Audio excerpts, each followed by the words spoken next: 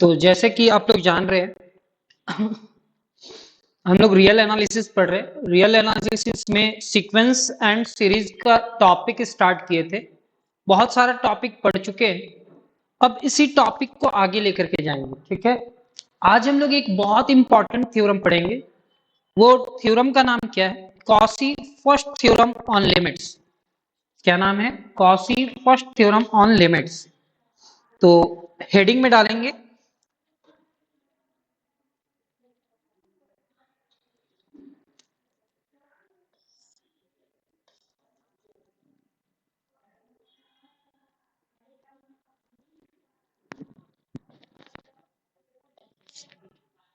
Cauchy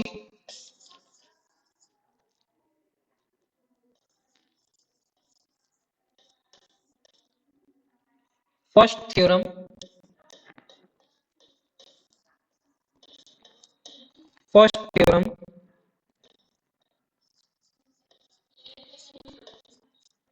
Cauchy first theorem on limits.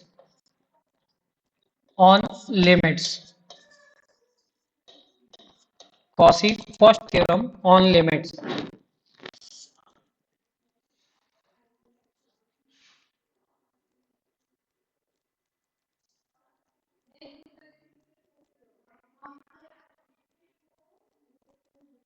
Cauchy first theorem on limits.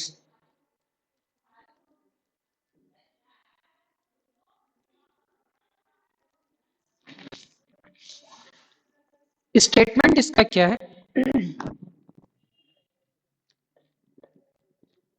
Statement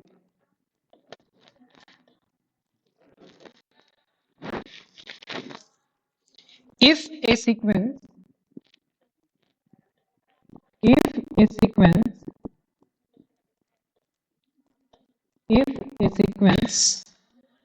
an converges to if a sequence an converges to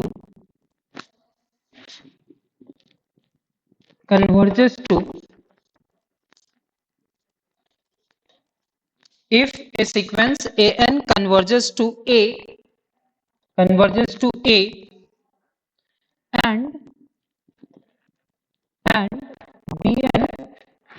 and bn is equal to a1 plus a2 plus a3 and so on an divided by कितना? n.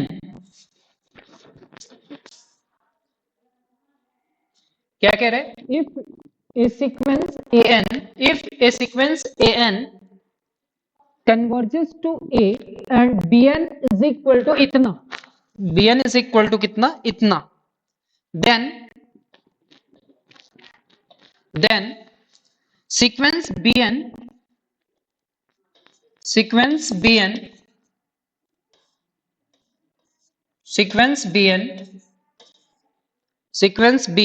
also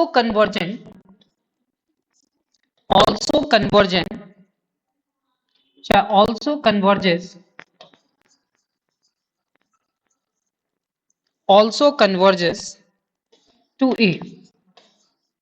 कहां पे converge करेगा? ए पे. कोई sequence है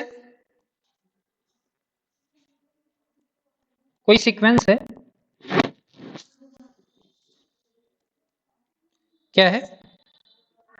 कोई sequence है और वो सीक्वेंस क्या है? मान लेते हैं एक सीक्वेंस एन है, वो कन्वर्ज करता है कहां पे? ए पे. माइक ऑफ कर लीजिएगा आप लोग, जब डाउट होगा तो माइक ऑन कीजिएगा. यहाँ पे क्या है कि if a sequence n converges to a, अगर कोई सीक्वेंस एन है और वो कहां पे कन्वर्ज करता है? ए पे, तो सर ये जो सीक्वेंस होगा bn, वो भी कहां पे कन्वर्ज करता होगा सर? सीक्वेंस bn भी कहां पे कन्वर्ज करता होगा सर? ए पे. मान लेते हैं मेरे पास ये क्वेश्चन आया. ठीक है, मेरे पास ये क्वेश्चन आया और मेरे को इसको प्रूव करना है कि ये a1 a2 a3 and so on an divided by n. ये जो सीक्वेंस का सारे टर्म को जोड़ करके और डिवाइडेड बाई एन लिख रहे हैं, डिवाइडेड बाई एन लिख रहे हैं, ये जो टर्म है, ये जो टर्म है वो भी ए पे कन्वर्ज करेगा। ये भी कहां पे कन्वर्ज करेगा? ए पे कन्वर्ज करेगा। और इतना को सॉल्व करना थोड़ा टफ होगा, तो इसको कैसे सॉल्व करेंगे? सर हम इसके लिए थ्योरम बनाए हैं कि सर ये जो टर्म लिखे होंगे कोई ना कोई सीक्वेंस का तो लिखे होंगे। मान लेते हैं सीक्वेंस ए एन का लिखे होंगे। कहता है कि ये जो सीक्वेंस है ये सीक्वेंस ए पे कन्वर्ज करेगा। कब? जब ए एन कहां पे कन्वर्ज करेगा? ए पे। ए एन कहां पे कन्वर्ज करेगा? ए पे। Sir first term, second term, third term, nth term divided by n, ये जो टर्म है जितना भी टर्म होगा डिवाइडेड बाय n कन्वर्ज करेगा a पे। कब? जब ए एन कन्वर्ज करेगा a पे। ए एन कहां पे कन्वर्ज करेगा? a पे। कन्वर्जेंट में आप लोग को हम बताए थे कि यहाँ पे लिमिट लेना था, limit n approaches to infinity, और चेक करते थे कि आखिर ये कहां पे कन्वर्ज कर रहा है। तो सर इसको सॉल्व करना और इसको सॉल्व करना दोनों सेम होता है सर, लेकिन इसको सॉल्व करना थोड़ा डिफिकल्ट होगा, बहुत सॉल्व करना पड़ेगा, और इसको सॉल्व करना, nth टर्म को सॉल्व करना, वो इजी होगा। कहने का मतलब Cauchy first theorem on limits क्या कहता है कि अगर बहुत सारे टर्म्स ऐसे हैं सीक्वेंस के, पहला टर्म, दूसरा टर्म, तीसरा टर्म, nth टर्म को जोड़ करके डिवाइडेड बाय n करते हैं तो वो a पे कन्वर्ज करेगा। अगर सीक्वेंस ए एन कहां पे कन्वर्ज करता होगा? सीक्वेंस ए एन कहां पे कन्वर्ज करता होगा? Sir sequence a n a पे कन्वर्ज करता होगा। कहता है एक सीक्वेंस है ए एन, अगर वो ए पे कन्वर्ज करता है तो ये जो टर्म है ना सर, ये जो टर्म है इसको नया नाम दिए हैं, क्या नाम दिए हैं? bn। ये जो टर्म है वो भी सीक्वेंस कहां पे कन्वर्ज करेगा? ए पे। बस हम लोग को यही देखना है आज।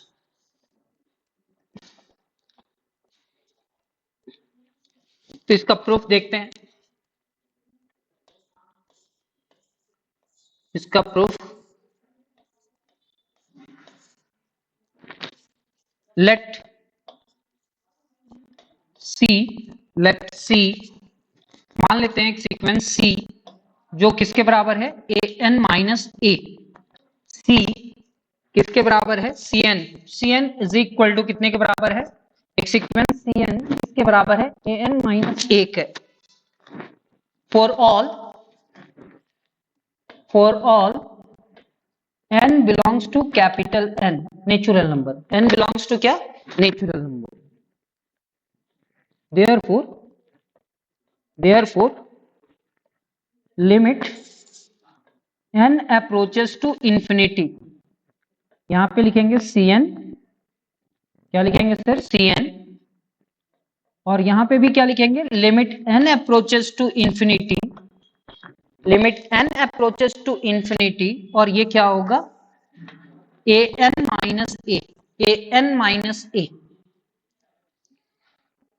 अब ऐसा क्यों सर? तो आप देखो ना, ऐसा क्यों, यहां पे देखना, limit n approaches to infinity, n approaches to infinity, a n जो सीक्वेंस ए एन है वो कहां पे कन्वर्ज करता है?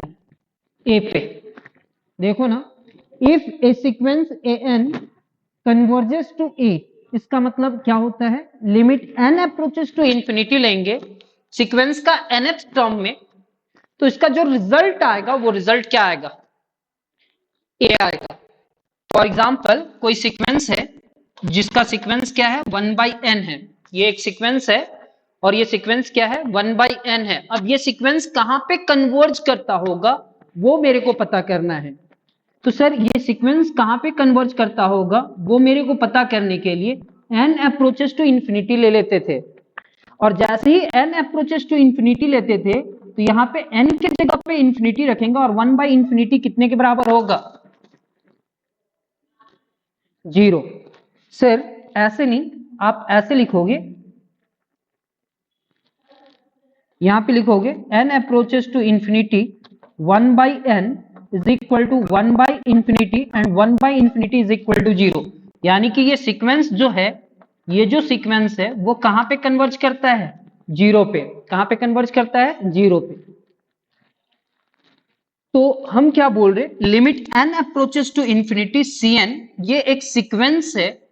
ये जो सीक्वेंस है ये सीक्वेंस के बराबर है, तो ये सीक्वेंस आपस में क्या होगा? इक्वल होगा।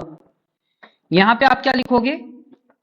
Limit n approaches to infinity an minus limit n approaches to infinity, और यहां पे आप लिखोगे a। सर मेरे को आप लोग बतलाना, यहां पे जो सीक्वेंस है ये सीक्वेंस कहां पे कन्वर्ज करता है? यदि सीक्वेंस an कहां पे कन्वर्ज करता होगा? a पे। तो इसका मतलब क्या हुआ?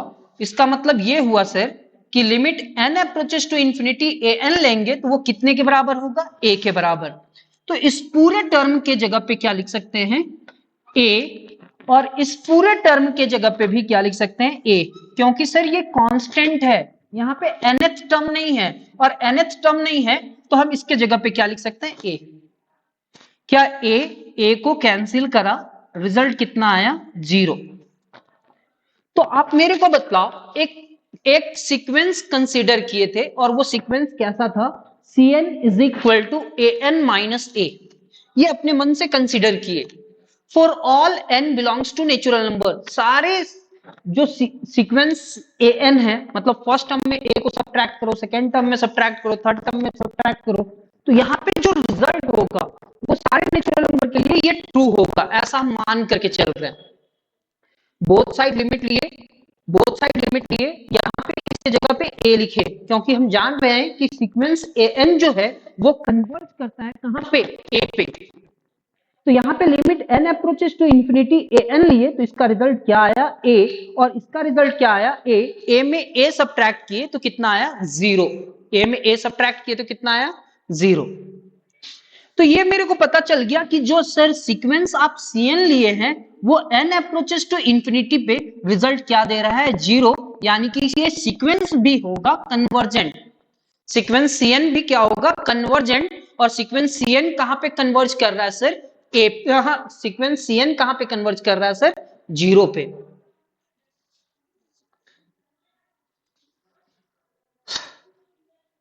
अब यहां पे हम लोग देखेंगे क्या,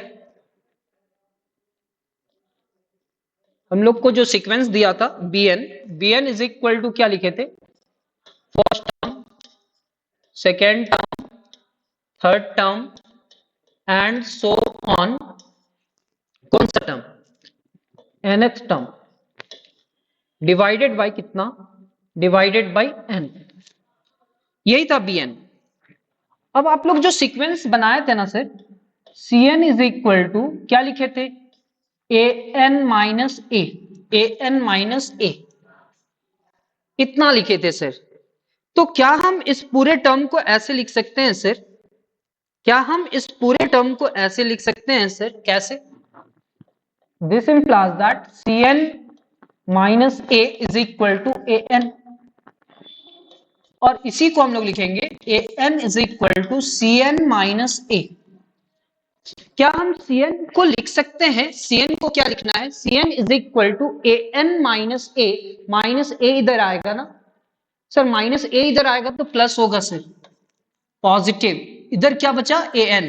तो क्या हम an को लिख सकते हैं Cn माइनस a? an को लिख सकते हैं Cn माइनस a? लिख सकते हैं सर।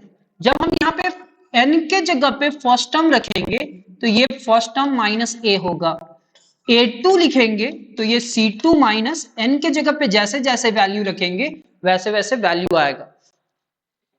तो ठीक है ना सर? तो हम bn को क्या लिख सकते हैं सर? bn को क्या लिख सकते हैं सर? bn को लिखेंगे a1 के जगह पे, a1 के जगह पे क्या रिजल्ट आया sir? c1 plus a, c1 plus a, a2 के जगह पे c2 प्लस a, और a3 के जगह पे c3 plus a, and so on Cn के जगह पे, Cn के जगह पे आप लिखेंगे नहीं, An के जगह पे Cn plus A divided by कितना सर, डिवाइडेड बाई N। ये Bn का वैल्यू दिया हुआ था क्वेश्चन में, यहां पे Bn इज इक्वल टू इतना।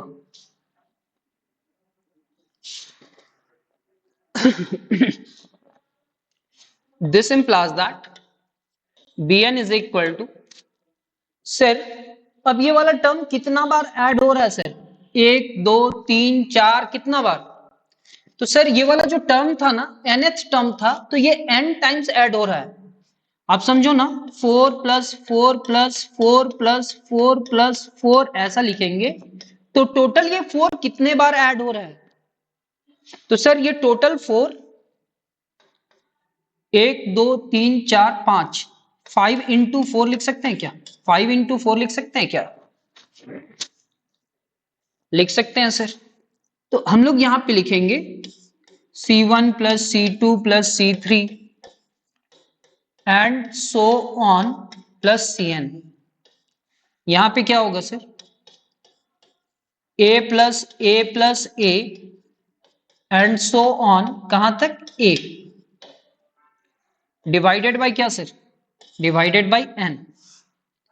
This implies that Bn is equal to ये पूरा टर्म तो ऐसे ही रहेगा sir, C1 plus C2 plus C3 and plus so on, यहां पे आप लिखोगे Cn। सर ये पूरे टर्म को ऐड करोगे ना, जैसे 4 4 4 5 टाइम्स आया था, तो 5 इंटू 4 लिखे थे, तो ये A वाला टर्म n टाइम्स आया है सर, कितना टाइम्स आया है, n टाइम्स, तो इसको लिखेंगे n into A divided by n। क्या हम इस पूरे टर्म को लिख सकते हैं sir, Bn is equal to An plus C1 plus C2 plus C3 and so on Cn divided by कितना, यहां पे भी n से डिवाइड करो सर, और यहां पे भी n से डिवाइड करो सर, ये इतना। तो Bn is equal to A plus, यहां पे क्या है sir, C1 plus C2 plus C3 and so on, यहां पे आप लिख सकते हो सर Cn डिवाइडेड बाय कितना, n। अब मेरे को बतलाओ ना सर, सीक्वेंस Bn को कहां पे अप्रोच करवाना है सर, A पे। सीक्वेंस Bn को कहां पे अप्रोच करवाना है, A पे, यानी कि sequence Bn limit n approaches to infinity लेते हैं और यहां पे Bn लिखते हैं, तो इसका रिजल्ट भी क्या आना चाहिए, A आना चाहिए। हम यहां तक तो देख रहे हैं कि यहां पे n अप्रोचेस टू इंफिनिटी लिख देंगे तो ये A आ जाएगा, लेकिन A के साथ ये टर्म आएगा, तो इस पूरे टर्म को क्या होना चाहिए सर, 0।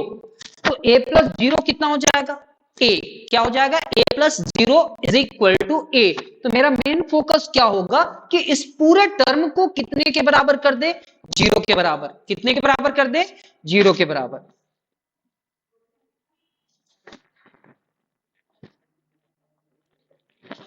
लिखेंगे, ये हमारा इक्वेशन 1 होगा सर, इसको इक्वेशन 1 कर दो सर, इसको इक्वेशन 1 कर दो।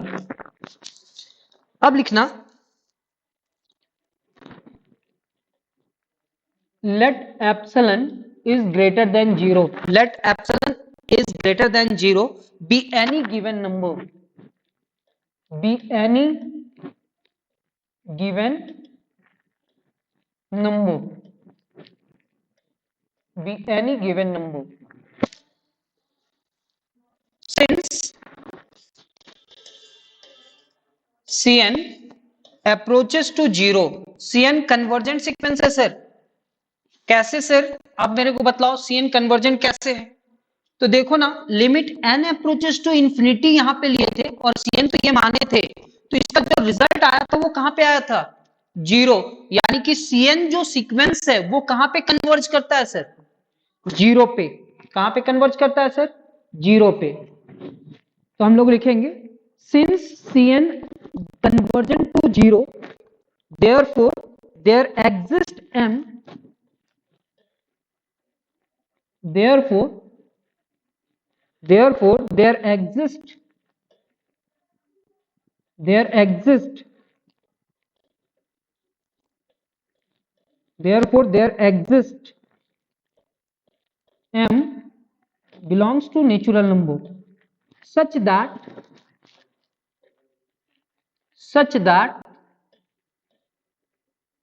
अगर ये सीक्वेंस यहां पे कन्वर्ज करता है तो बाय डेफिनेशन ऑफ लिमिट क्या बतलाए थे कि सर Cn जो है ना सीक्वेंस कहां पे कन्वर्ज करता है, जीरो पे। तो ये दोनों का जो डिफरेंस होगा वो लेस देन क्या होगा, एप्सिलॉन इज लेस देन क्या होगा, epsilon for all for all for all n is greater than और इक्वल टू m। ये हम पिछले क्लासेस में एक्सप्लेन कर चुके हैं कि अगर सीक्वेंस Cn कहां पे कन्वर्ज करता है, जीरो पे, तो ये दोनों का जो डिफरेंस होगा ना सर, लेस देन क्या होगा, एप्सिलॉन। और एप्सिलॉन क्या है, स्मॉलेस्ट पॉजिटिव नंबर। तो हम अपने मन से यहां पे एप्सिलॉन बाई 2 लिखना चाहते हैं। क्या लिखना चाहते हैं, एप्सिलॉन डिवाइडेड बाई 2 लिखना चाहते हैं। क्यों लिखना चाहते हैं वो बतलाएंगे। अगर मान लेते हैं ये सीक्वेंस कन्वर्जेंट है, ये सीक्वेंस कन्वर्जेंट है, तो क्या ये बाउंडेड होगा, तो लिखेंगे ऑल्सो ऑल्सो ये जो सीक्वेंस है ना सर Cn इज बाउंडेड भी होगा, इज बाउंडेड। बाउंडेड क्यों होगा सर, क्योंकि every convergent sequence is bounded. ऐसा कोई थ्योरम बतलाए थे क्या, लिखेंगे since every convergent sequence every convergent sequence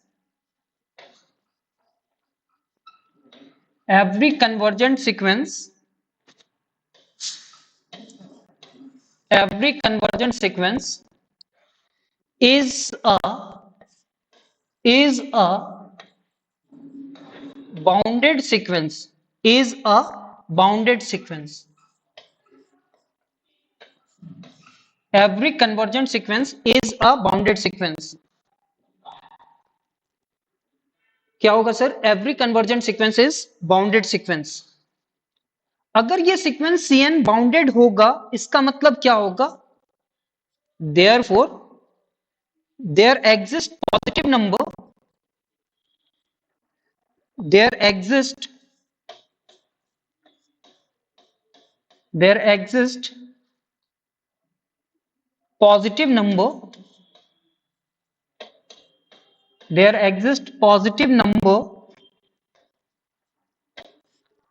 there exist positive number k such that there exists a positive number k such that sequence bounded होगा sir. और sequence bounded होगा यानी कि किसी ना किसी एलिमेंट से छोटा होगा और किसी ना किसी से बड़ा होगा। मान लेते हैं mod of A is less than के लिखते हैं, इसका मतलब क्या होता है, जब हम इसको ओपन करते हैं मॉड को तो ये माइनस के से बड़ा होता है और प्लस ए से के से छोटा होता है, मतलब सीक्वेंस जो होगा वो बाउंडेड होगा। ऐसा कभी बतलाया होंगे आप लोग को। तो यहां पे mod of c n is less than क्या लिख दिए, के। मतलब अगर बाउंडेड होगा मतलब मॉड डाल करके लेस देन के लिख देना, मतलब इसका मतलब क्या होगा कि इसके पास लोअर बाउंड भी होगा और अपर बाउंड भी होगा।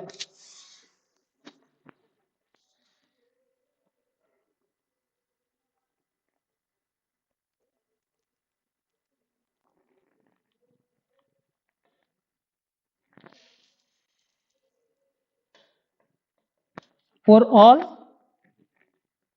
all n belongs to natural number for all n belongs to natural number। एक मिनट है ना,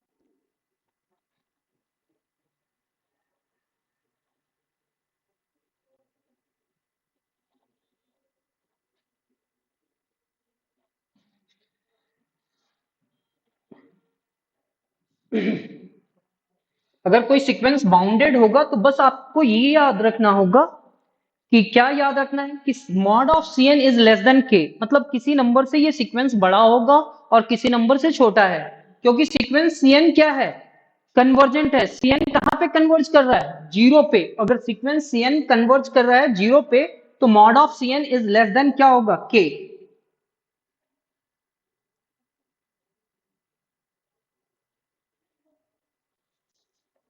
10 10 for all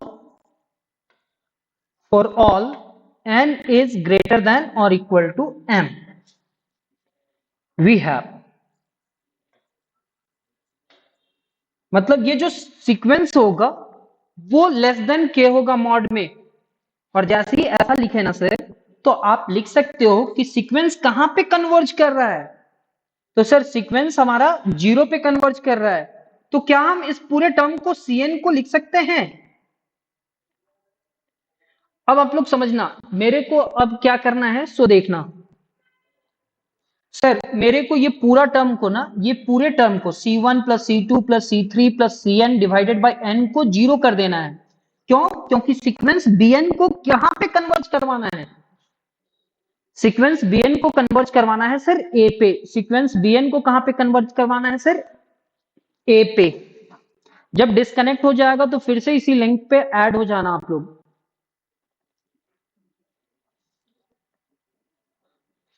इतना हुआ। अब हम लोग क्या करेंगे,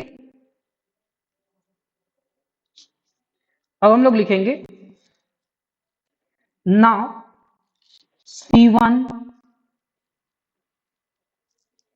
C1 plus C2 plus C3 and so on Cn divided by small n minus zero. क्योंकि सर ये पूरे टर्म को कहां पे कन्वर्ज करवाना है, जीरो पे। इस पूरे टर्म को कहां पे कन्वर्ज करवाना है, जीरो पे।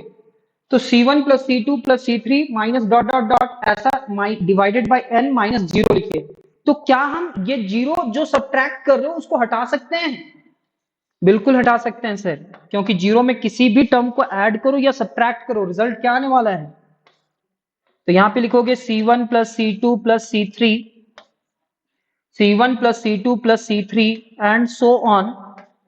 यहां पे आप लिखोगे Cn डिवाइडेड बाय कितना, n। Next page.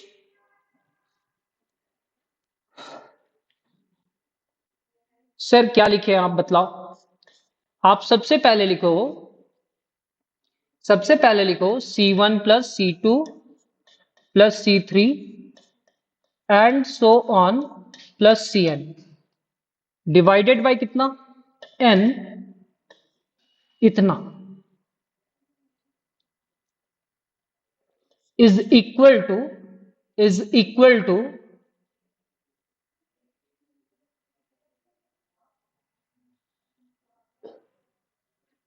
Is equal to, क्या आप लिख सकते हो सर, सी नहीं इतना नहीं लिखो सर, इधर क्या था उसको पूरा लिखो। यहां पे Cn माइनस जीरो मॉड में इज इक्वल टू, हम यहां पे लिखेंगे mod of C1 plus C2 plus C3 and so on plus Cn divided by कितना, mod of n। Mod of n का मतलब क्या होगा, n, यानी कि mod of C1 plus C2 plus C3 plus and so on plus Cn divided by कितना, n। अगर आप चाहो तो इस टर्म को बार बार लिखते जाओ, ठीक है। अब यहां पे क्या लिखोगे, आप मेरे को बतलाओ, मॉड में x प्लस वाई अगर ऐसा रहे तो इस टर्म को ऐसा लिख सकते हैं क्या, mod of x plus mod of y. बस इतना समझना कि इस पूरे टर्म को मेरे को क्या करना है, जीरो में कन्वर्ट करवाना है। तो mod of x plus y is equal to is less than और equal to mod of x plus mod of y। तो सर क्या हम इसको लिख सकते हैं, mod of c1 plus mod of c2 plus mod of c3। तो सारे मॉड को तो आप बाहर कर रहे हो सर, हाँ सारे मॉड को हम बाहर कर रहे हैं। डिवाइडेड बाय कितना होगा, n, डिवाइडेड बाय n, और ये क्या होगा, लेस देन और ग्रेटर देन। ये जो पूरा टर्म है ना सर, वो इस टर्म से क्या होगा, लेस देन होगा या ग्रेटर देन होगा। इस टर्म से ये टर्म क्या होगा, या तो इक्वल होगा या इस पूरे टर्म से क्या होगा, स्मॉलर होगा। ठीक है सर, इतना लिख लिए। और जैसे ही इतना लिखे सर, लेकिन ये कंडीशन क्या है सर, ये कंडीशन है for all n is greater than और इक्वल टू m। कितना कंडीशन के बाद, हो सकता है कि n वैल्यू छोड़ना पड़े, और नहीं m वैल्यू छोड़ना पड़े, m के बाद का वैल्यू है सर, इसको फॉर ऑल कहते हैं, फॉर ऑल, फॉर ऑल।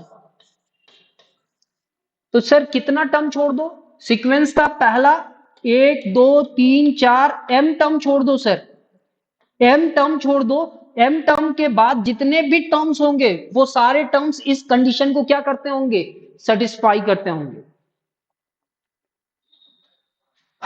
इतना लिखने के बाद क्या हम इस पूरे टर्म को लिख सकते हैं, ये टर्म इसके बराबर होगा। इस पूरे टर्म को लिखेंगे mod of c1 mod of c2 mod of c3 and so on mod of cm। कहां तक, mod of cm।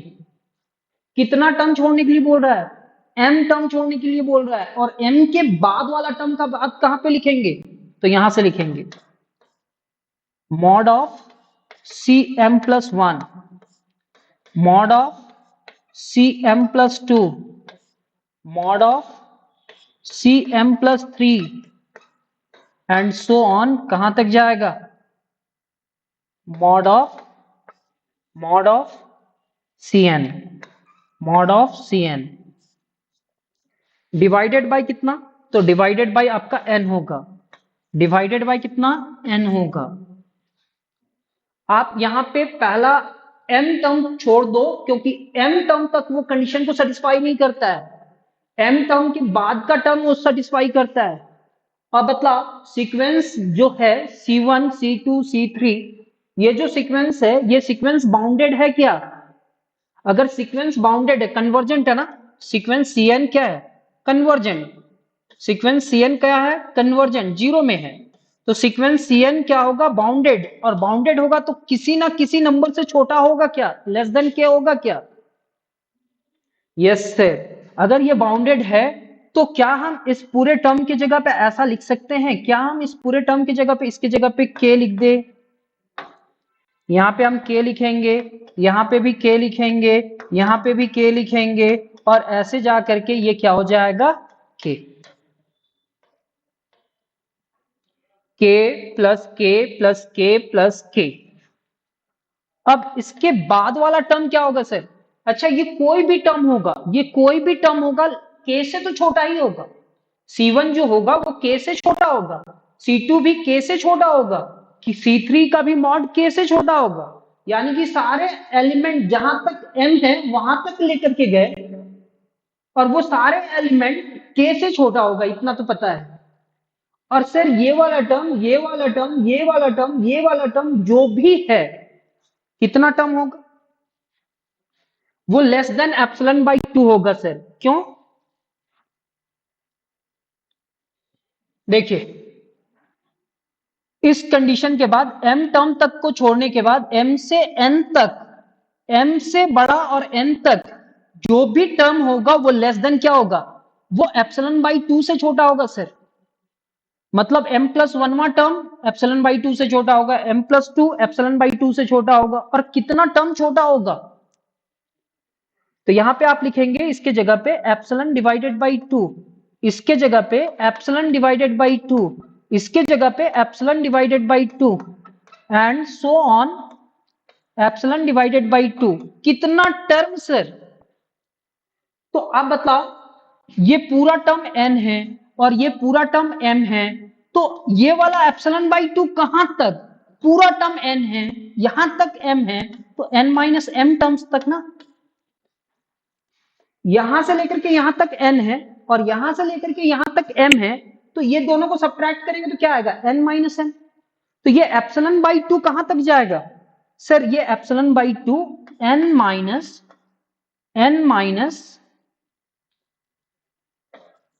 m terms होगा, टाइम्स होगा, n माइनस m टाइम्स होगा। k कहां तक जाएगा? m टर्म तक जाएगा। ये वाला टर्म कहां से स्टार्ट हुआ है? 1 2 3 4 कहां तक जाएगा? n माइनस m तक जाएगा। तो क्या हम इस पूरे टर्म को m इंटू के लिख सकते हैं सर? डिवाइडेड बाय क्या होगा सर? डिवाइडेड बाय आपका n भी होगा, क्योंकि यहां पे है। और क्या हम इस पूरे टर्म को n minus m into epsilon by 2 लिख सकते हैं? और डिवाइडेड बाय कितना? Divided by n। मेरे को इस सीक्वेंस को कहां पे कन्वर्ज करवा देना है? जीरो पे। कहां पे कन्वर्ज करवा देना है? जीरो पे।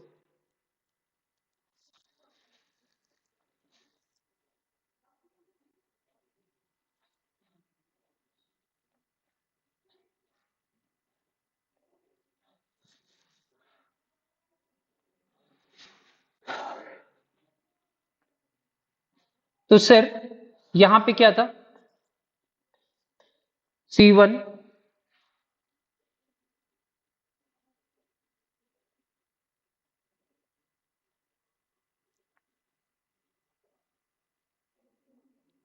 सर यहां पे क्या था? C1 plus C2 plus C3 and so on Cn divided by n। इसको जीरो में कन्वर्ज करवाना है सर।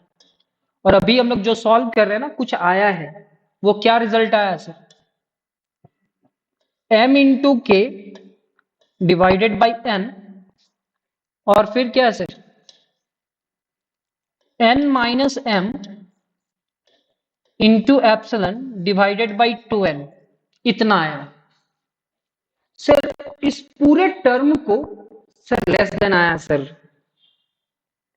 ये ऊपर वाला टर्म के लिए है, यहां पे लेस देन है सर, यहां पे लेस देन है, सॉरी। इसके साथ अगर कंपेयर करेंगे तो ये लेस देन और लेस देन है, इज लेस देन है। अगर यहां पे हम अपने मन से क्या ले ले सर? यहां पे अपने मन से क्या ले ले? एप्सिलॉन बाई 2, और यहां पे भी ले ले एप्सिलॉन बाई 2। और अगर ये epsilon by 2 epsilon by 2 epsilon हो जाए, तो आप जानते हो कि अगर कोई सीक्वेंस an a पे कन्वर्ज करता है और लेस देन a पे है, तो सीक्वेंस an कहां पे कन्वर्ज करता होगा? a पे। हम इस कंडीशन को सेटिस्फाई करने के लिए यहां पे एप्सिलॉन बाई 2 लिखेंगे और यहां पे भी एप्सिलॉन बाई 2 लिखेंगे।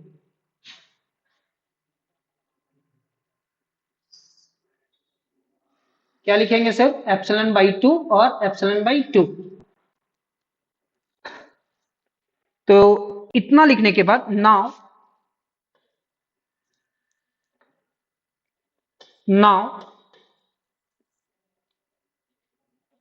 m into k divided by n is less than कितना? Epsilon by 2।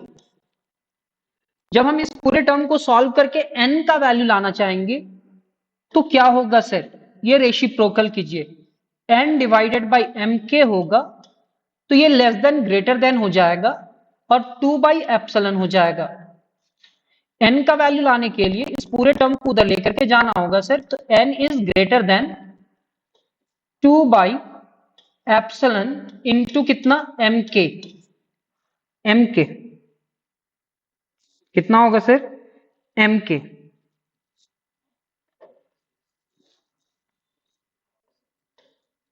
मतलब n का वैल्यू अगर n का वैल्यू ग्रेटर देन लिया जाए 2mk divided by epsilon, n का वैल्यू अगर ये सीक्वेंस में n का वैल्यू अगर ग्रेटर देन लिया जाए इससे, तो ये जो रिजल्ट होगा ना सर, वो रिजल्ट एप्सिलॉन बाई 2 से क्या होगा, लेस देन होगा।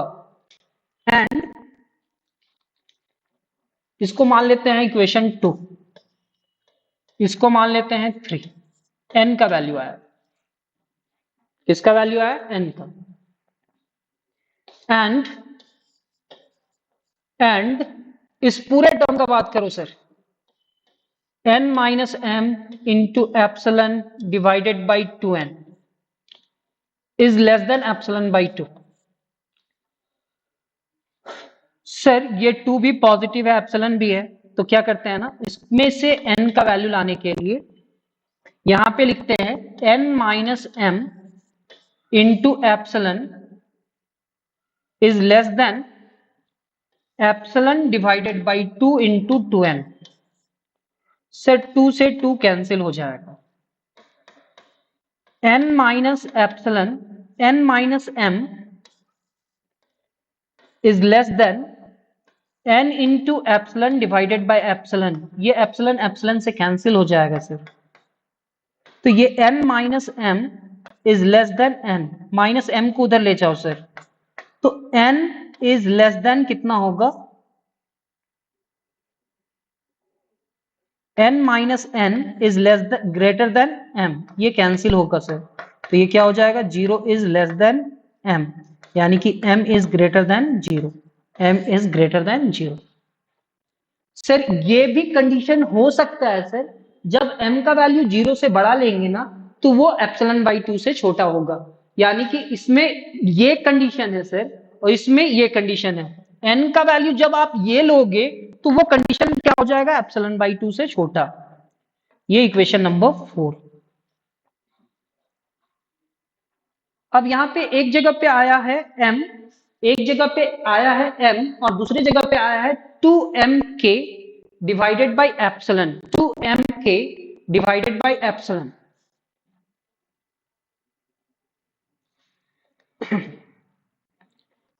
तो यहां पे लिखना आप, let capital M be a positive integer, be a positive integer, positive integer such that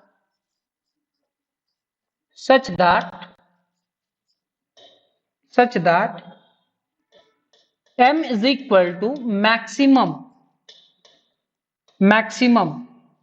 कौन सा, ये दोनों में m और दूसरा क्या है 2km डिवाइडेड बाय एप्सिलॉन, ये दोनों में जो नंबर बड़ा होगा 100 होगा 1000 होगा, जो दोनों में जो बड़ा होगा उसको कैपिटल M मान ले रहे हैं, क्या मान रहे हैं, कैपिटल M। अगर कैपिटल M मान रहे हैं तो इसका मतलब क्या होगा,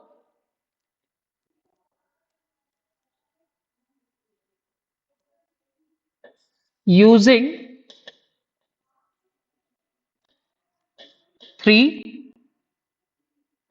and 4, using 3 and 4 we have, sir 3 और 4 क्या है, इक्वेशन 3 था सर, इक्वेशन 3 था सर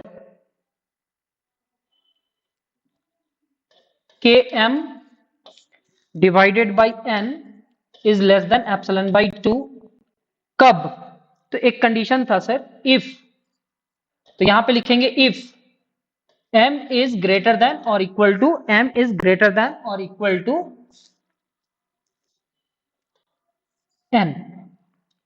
और दूसरा क्या था सर, दूसरा था हमारे पास सेकेंड वाला था epsilon n minus epsilon divided by 2n is less then epsilon by 2 कब, if m capital M is greater than और इक्वल टू n। ये क्या लिख रहे हैं सर, कुछ समझ में नहीं आया, देखना एक सीक्वेंस है, ये तो बहुत बार बतलाए हैं हम क्लास में, और माइनस ए कर रहे हैं, लेस देन एप्सिलॉन ला रहे हैं, तो कुछ कंडीशन तो छोड़ना होता होगा ना, for all n is greater than और एम। तो इतना टर्म छोड़ने के बाद, पहला कुछ टर्म छोड़ने के बाद बाकी सारे टर्म इस कंडीशन को सेटिस्फाई करता है। दूसरा क्वेश्चन में ये टर्म छोड़ने के बाद, इतना टर्म छोड़ने के बाद वो सारे कंडीशन सेटिस्फाई करता है। तो दोनों में जो बड़ा हो, दोनों में जो बड़ा हो वो हर बार कंडीशन को सेटिस्फाई करेगा। तो कहता है 3 and 4 we have using 3 and 4, using 3 and 4 कहां पे यूज करेंगे, इनटू इनटू वी हैव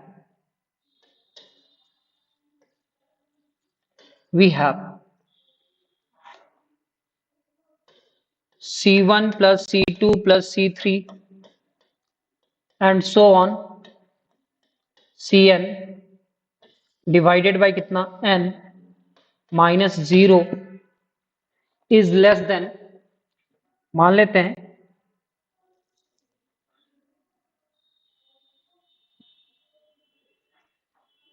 ये जो पूरा टर्म है, इस पूरे टर्म में आप क्या देख रहे हैं, इस पूरे टर्म में आप क्या देख रहे हैं, इस पूरे टर्म में आप देख रहे हैं कि ये जो पूरा टर्म है, वो पूरा टर्म इतना हो रहा है, और वो पूरा टर्म, ये जो रिजल्ट है, ये जो रिजल्ट है वो एप्सिलॉन बाई 2 से छोटा है, ये जो रिजल्ट है वो रिजल्ट एप्सिलॉन बाई 2 से छोटा है। तो इससे कंपेयर करो ना, ये अगर रिजल्ट एप्सिलॉन बाई 2 से छोटा है तो ये रिजल्ट तो इसके बराबर था, या इससे क्या था, बड़ा था या बराबर था। इससे अगर ये छोटा है तो इससे भी वो क्या होगा, छोटा होगा, क्योंकि ये सीक्वेंस इससे छोटा है और ये सीक्वेंस से ये छोटा है। कहने का मतलब क्या होगा कि ये जो रिजल्ट है वो लेस देन क्या होगा, epsilon by 2 plus epsilon by 2, यानी कि 2 एलसीएम लेंगे तो एप्सिलॉन प्लस एप्सिलॉन, ये क्या होगा 2 एप्सिलॉन डिवाइडेड बाई 2, यानी कि ये एप्सिलॉन हो जाएगा। कहने का मतलब क्या, this implies that mod of C1 plus C2 plus C3 and so on Cn, sorry minus 0, ये जो सीक्वेंस है वो अगर लेस देन एप्सिलॉन हो गया, क्योंकि यहां पे लेस देन है ना, ये दोनों को सॉल्व किए तो यहां पे इक्वल टू लिख रहे हैं, लेकिन ये लेस देन क्या है, एप्सिलॉन। तो ये जो सीक्वेंस है वो कहां पे कन्वर्ज करता होगा, for all n is greater than or equal to m, for all n is greater than or equal to m। इससे पता क्या चला, इससे ये पता चला कि therefore C1 plus C2 plus C3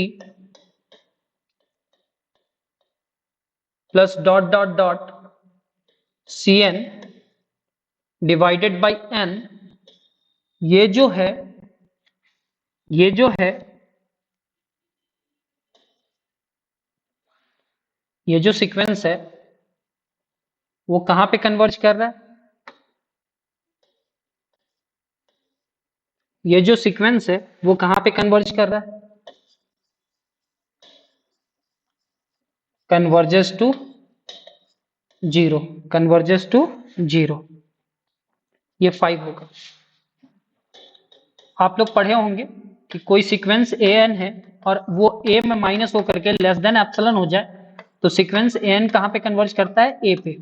same as लिखे कि ये जो सीक्वेंस है माइनस लेस देन एप्सिलॉन हो गया, यानी कि सीक्वेंस कन्वर्जेस कहां पे होगा, 0 पे होगा। यूजिंग 5, यूजिंग 5, 5 को यूज करेंगे इन वन में, इन वन में, इक्वेशन 1 में we have,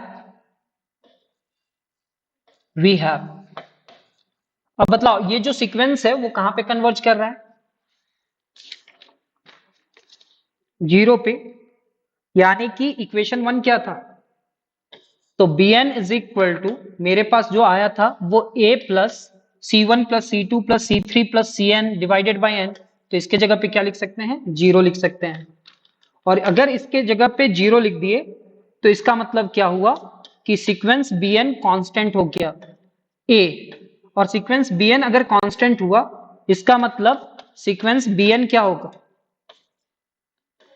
converges. Sequence bn भी क्या होगा, कन्वर्जेस होगा, कहां पे, टू a पे। इसका मतलब क्या हुआ कि अगर सीक्वेंस bn कन्वर्जेंस है मतलब a1 plus a2 plus a3 and so on an divided by कितना, n is converges to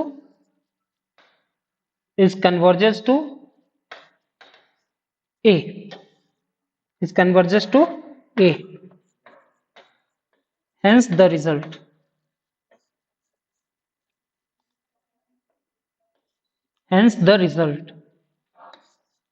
sir ये जो सीक्वेंस है इसका आखिर यूज कहां पे होगा सर, एक क्वेश्चन समझाने का कोशिश करते हैं, उसको बाद में हम सॉल्व करेंगे, ठीक है।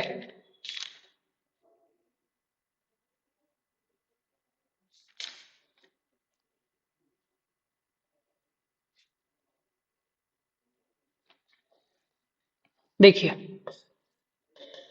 Limit n approaches to infinity 1 plus 1/3 plus 1/5 plus 1 by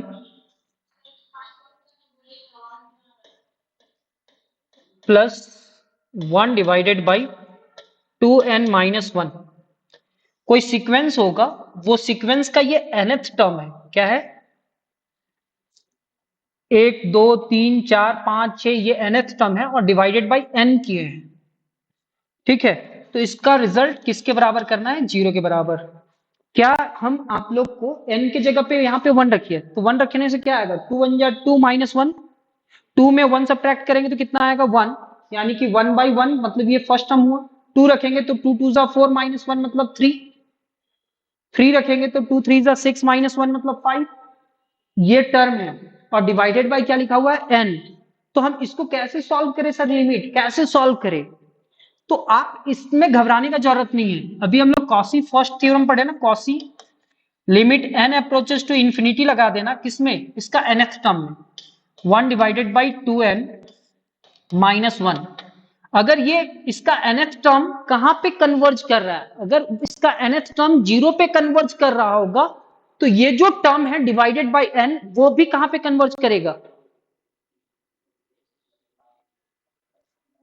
कहां पे कन्वर्ज करेगा, तो sir 1 divided by 2 into infinity minus 1, 1 by infinity minus 1, 1 by infinity होगा, और 1 बाई इंफिनिटी कितने के बराबर, 0। मतलब अगर ये सीक्वेंस यहां पे 0 पे कन्वर्ज कर रहा है तो इसका ये जो टर्म्स होगा वो भी कहां पे कन्वर्ज करेगा, 0 पे। तो मिलते हैं हम लोग नेक्स्ट क्लास में, तब इस क्लासेस का क्वेश्चन हम लोग सॉल्व करेंगे। Quasi first theorem on limits यही कहता है कि अगर कोई सीक्वेंस है और अगर सीक्वेंस कन्वर्जेंट है किसी लिमिट पे a पे, तो उसका सम करेंगे, सारे टर्म का सम करके n से डिवाइड करेंगे तो वो भी कहां पे कन्वर्ज करेगा, 0 पे। तो मिलते हैं हम लोग नेक्स्ट क्लास में, तब तक अपना ख्याल रखिए, धन्यवाद, जय हिंद।